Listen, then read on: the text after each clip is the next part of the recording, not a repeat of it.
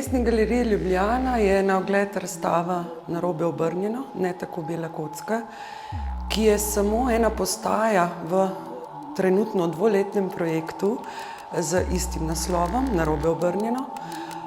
Namreč sam projekt je zastavljen kot teoretski diskurs.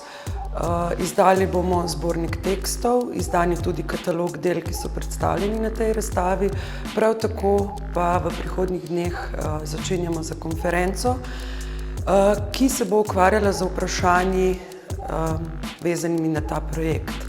Glavno vprašanje tega projekta, kot ga imenujemo, je vprašanje institucionalne kritike oziroma ali lahko govorimo o institucionalni kritiki tudi znotraj drugačnih socialnih in družbenih ter političnih okoliščin.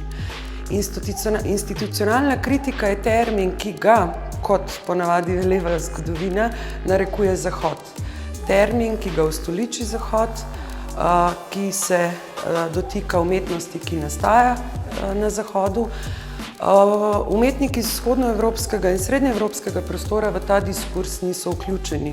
Ravno to je bilo zanimanje kustosinje Suzane Milevske in moje, da ugotoviva, ali so nekatere umetniške prakse, ki so nastale v vzhodnoevropskem prostoru, ali pritičajo tudi terminu institucionalne kritike, torej ali bi morda lahko bili umeščeni znotraj tega terminološkega okvirja.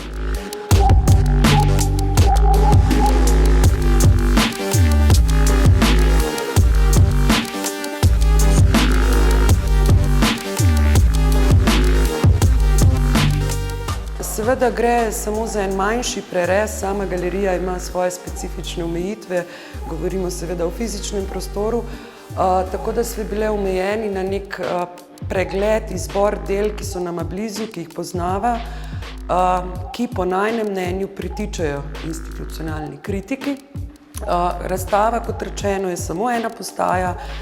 Drugo leto pripravljamo z ekipo kustosov iz Prage, iz Bukarešte in Beograda ter Ljubljane.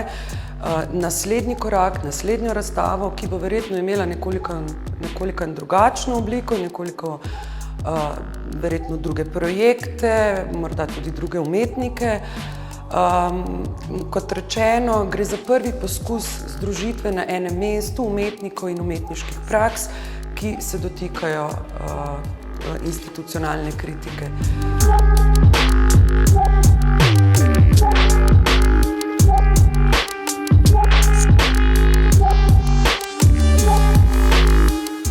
Seveda se je porajalo tudi vprašanje, kako je v drugačnem sistemu ta kritika učinkovala, ali je naletela na, da rečemo tako, plodna tla.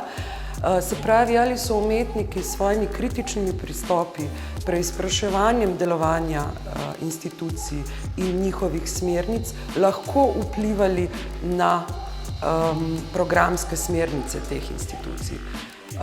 Odgovori so seveda različni, lahko bi rekli da, lahko bi rekli ne. Pomembno je, da se v 90-ih zgodi obdobje tranzicije, ko se institucije tudi na novo na nek način postavljajo, zavzemajo drugačne paradigme. Kritika umetnikov, ki izhaja že iz 60-ih in 70-ih, pa seveda je v nekaterih primerih vključena v sam razmislek delovanja institucij, v mnogih popolnoma prezrta.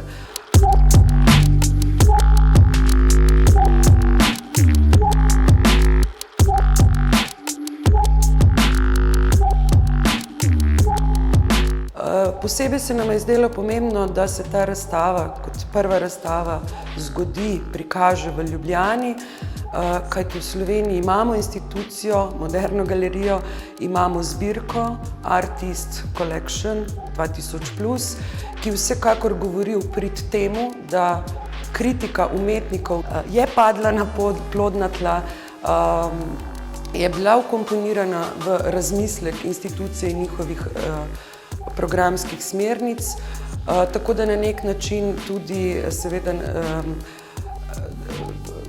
koketirava s prostorom.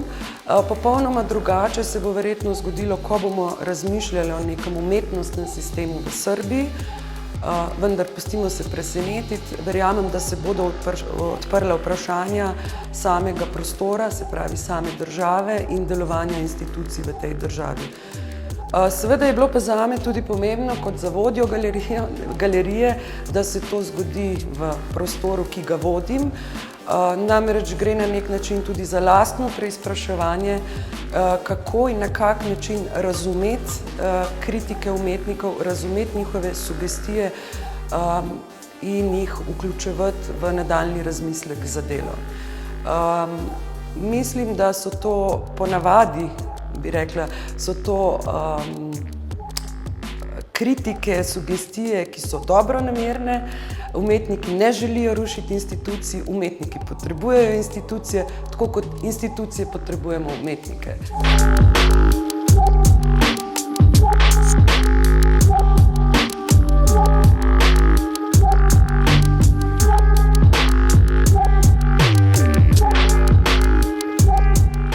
Seveda v času, ki ga živimo zdaj, v neoliberalnem kapitalizmu, se stvari obračajo nekoliko drugače.